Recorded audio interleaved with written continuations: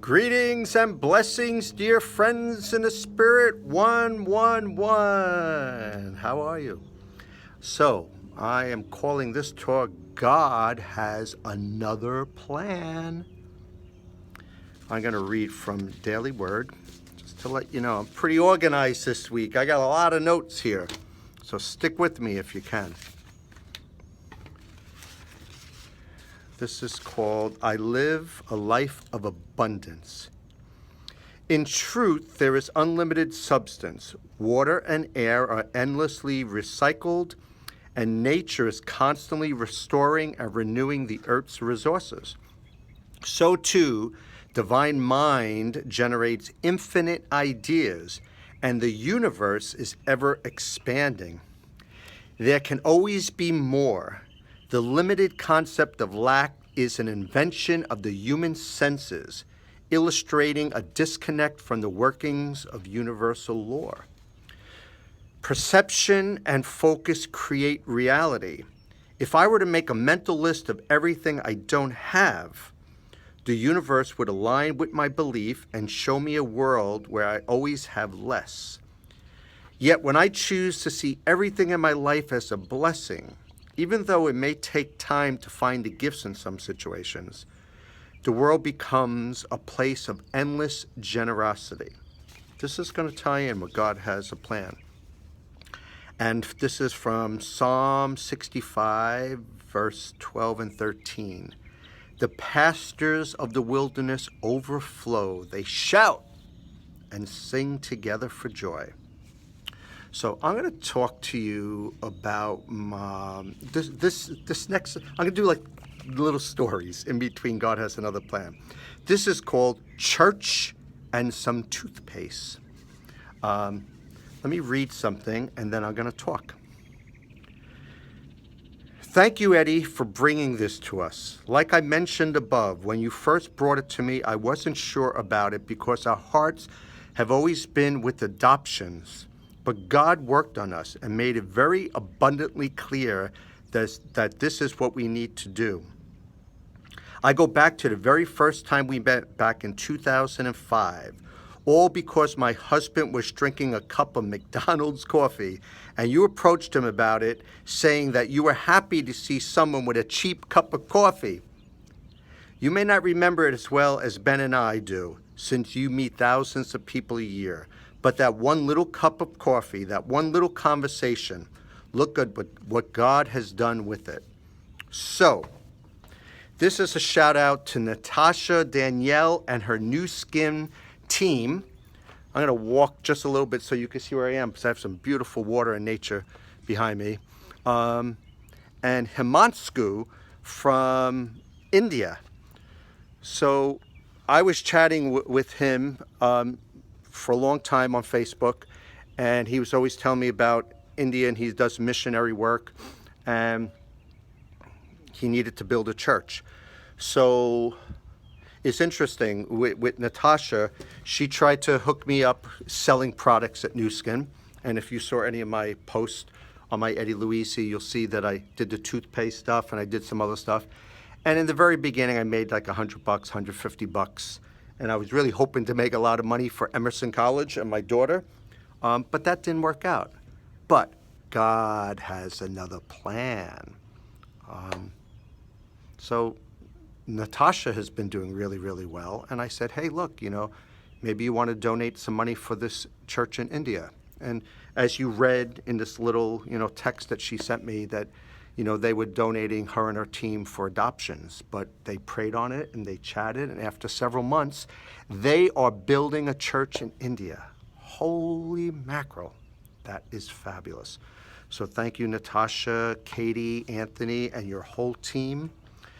Himanshu, I think that's how you say your name. God bless you, your ministry. So great things are happening with Friends in the Spirit 111. And if you want to help out, you could help out also. I'm sure you could reach out to Natasha or Himanshu. I'm sure they'll do little comments and replies. Okay, number 2. I'm going to read a little prayer and then I'll do another little story. This is an interesting video today, huh? This is from Conversations with God, I believe God wants you to know, it's called. On this day of your life, I believe God wants you to know that your prayer has already been heard. Have you heard that, friends? That your prayer has already been heard. The larger part of you that is eternally connected with the larger part of everything, called God, has actually been processing your order for a while now. You don't have to speak it up for it to be known. So, the good news today is that your perfect outcome is on its way. Bless now what shows up and embrace it with gratitude. This is the beginning of the rest of your life. Love, your friend Neil Donald Walsh. So I'm going to call this next little story the drive-by. Dun, dun, dun, dun, dun. So we live up in Rockland County, and one day, me and my family, we drove by this one road. It's called Gate Hill Road, and there's this big mansion there. And kind of just went to check it out and stuff. But now we drive by this camp. It's called Gate Hill Day Camp. Now, I've been in Rockland County now, I don't know, I guess since 1990. What is that, 28 years, if my math is right? And I've known about this camp, and I drove past it, and it's a beautiful camp, but it looks really expensive, and I can't afford it. We can't afford it, so, we never hooked our kids up with it. So the day passes by, the next few days pass by, and then also my wife, Liz, a few days later says, honey, I called up the camp, and I'm going to have an interview with them. I said, oh, really? Now, Liz used to work at STAC, St. Thomas Aquinas College. And at most colleges, if you work there full-time, your kids could go for free or discounted, whatever. So she's saying to herself, wow, if that works with colleges, I wonder if it works with camps. So she speaks with the camp, and she works out a deal where she could work there as their videographer, editor, producer for their little videos, and our two girls could go to camp for free. It's like, whoa. And then Olivia, our oldest, who goes to Emerson College, she got her own job there. So all four of my girls are at this camp. So God has another plan, right? We had nothing planned for the summer. We had no vacation booked, and God had another plan. They've been there 1 week. I mean, they're tired. It's work, but they are all so happy. They are all so blessed. Everybody at Gate Hill, Josh, Alexa, Nico, Theo, there's a bunch of other you. I don't know all your names, David. God bless you all. I mean, it's really been a wonderful experience. God has another plan. Okay, number 3. I'm pretty organized today, huh? And I don't know if you see, but I cut and paste all different things, and then I make notes. Because I have this one folder I keep in my bag at work. And anytime I get a story or reflection, a prayer, I copy it and I throw it in there. And then during the week, I kind of read through stuff and I try to clip them all together, and then I try to make sense of it. So hopefully this is making sense. God has another plan. This is from Daily Word. Daily Word is a daily reflection. It's a magazine from Unity. I love Unity. And they're part of a bigger group also. So I'm hoping one day, if you guys are listening, I want Friends in the Spirit 111 to be part of your community too. Let me in! Let me in! Okay, this is called Wisdom. Inner wisdom guides my way. Throughout my life's journey, I am constantly developing healthy and vibrant relationships with others. Yet I may make mistakes along the way. It has been said that wisdom comes from learning. Learning comes from experience. Experience comes from mistakes. Even I make mistakes when I do these videos, right? That may be conventional wisdom, but there is a greater wisdom that I can tap into at any time. When facing a challenge or opportunity about which I must make a decision, I immediately call upon my higher wisdom. I engage this wisdom with my faith, my positive expectancy, and my quiet mind. I do not need to know every step of the way ahead of time. I trust my inner knowing and proceed with confidence and clarity. God has another plan, right? In this mind, we think of so many things, and we have fear and anxiety and doubt and negativity. Go inside. I've been saying this in here, right? Find the love, find the heart, find the light, find the positivity, find God inside. Did I say love? Find the love. This is from Proverbs. They always end with some Bible stuff. Proverbs 2, verse 10. For wisdom will come into your heart. I just said that. And knowledge will be pleasant to your soul. So now I'm going to talk about something. It's not new skin anymore, right? That I did earlier. This is called Thrive 2.0. My cousin Regan, she's been doing this for, I think, 3 years. And she kind of private messaged me, hey, you want to check it out? I see this, I see that. So I think last Monday, if you look at my Eddie Louisi post, I tried it. Okay, so basically initially I didn't want to do it, okay? I didn't want to spend the money. I think it's like 140, 150 bucks a month, and I'm saying, do I really want to do that? So let's fast forward. There's an ad in a local paper, you know, when you go to the supermarkets, a full-page ad for the Wellness Center of Nanuet. And it's about this weight loss, and it's about finding your metabolism and all this great stuff, and free to go for a consultation. So I go.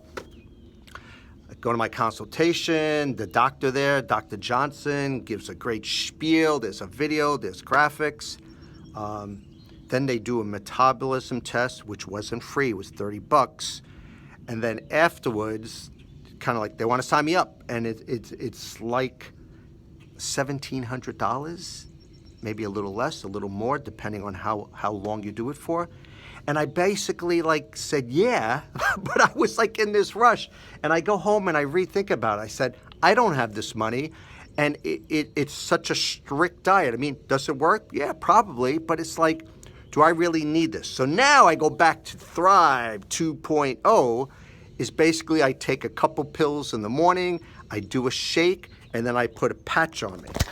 Oh, I dropped the thing. Let's see if I have a patch on me. You're going to see another tattoo that I own. See? I put a little patch. See my tattoo?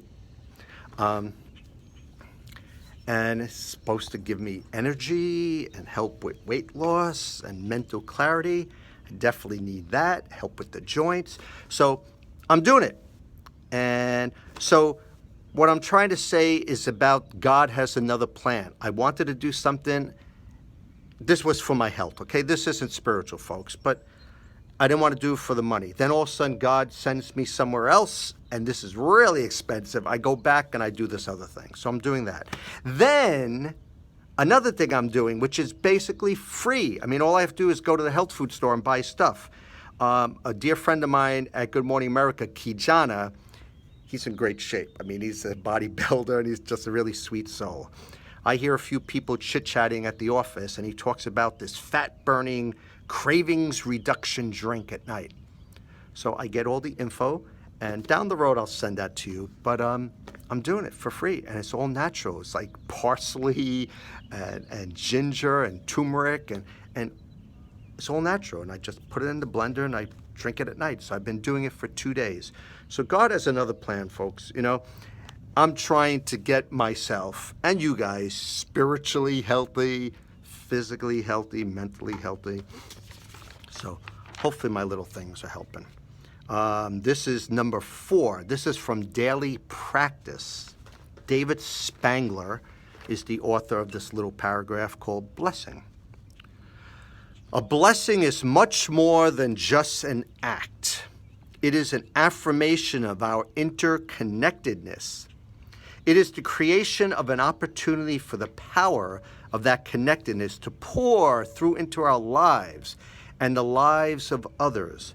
So in practicing the art of blessing, we are really practicing being connected. God has another plan, huh? So, I don't have a title for this. Yeah, maybe I do. Cemetery visits. I'm old-fashioned in certain things, but with cemeteries and plots, I'm just not into that. I can't see spending the money on funeral homes and caskets and then a plot and then the gravestone, and then most people don't visit. So it just, I don't know, I just don't see it.